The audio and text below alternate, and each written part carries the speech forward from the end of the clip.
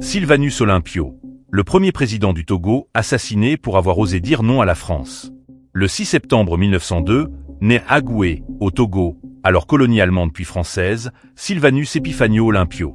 Issu d'une famille aisée et influente de l'ethnie Mina, il fait des études brillantes et devient un haut fonctionnaire colonial. Polyglotte, il parlait couramment plusieurs langues. Il travaille pour la société Unilever et voyage beaucoup en Europe et en Afrique. Très tôt, il s'engage pour l'indépendance du Togo.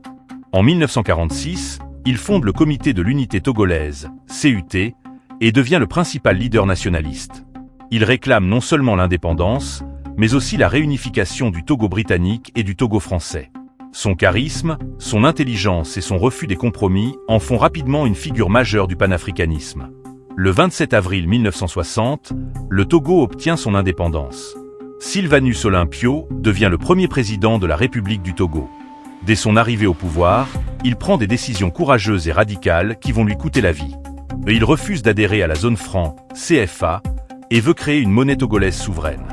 Il refuse les bases militaires françaises permanentes sur le territoire togolais. Il réduit fortement l'influence économique et politique de la France.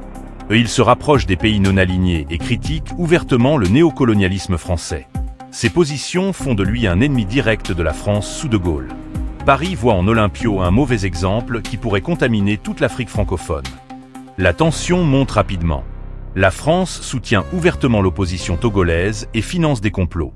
Le 13 janvier 1963, lors d'un coup d'État militaire, Sylvanus Olympio est traqué dans sa propre résidence à Lomé. Il tente de se réfugier à l'ambassade des États-Unis, mais les putschistes l'interceptent. Selon les témoignages, il est abattu froidement près de la grille de l'ambassade américaine. Son corps est laissé plusieurs heures sur le sol avant d'être emporté. Il avait 60 ans. Gnassingbé Eyadema, l'un des principaux putschistes, prendra plus tard le pouvoir et dirigera le Togo d'une main de fer pendant des décennies. L'assassinat de Sylvanus Olympio est considéré comme l'un des premiers grands crimes de la France-Afrique. La France a activement soutenu le coup d'État pour éliminer un leader qui osait refuser le système néocolonial qu'elle mettait en place dans ses anciennes colonies. Aujourd'hui, Sylvanus Olympio reste un symbole puissant de souveraineté et de dignité africaine. Il est célébré par beaucoup comme le père de l'indépendance togolaise et un martyr qui a payé de sa vie son refus de se soumettre.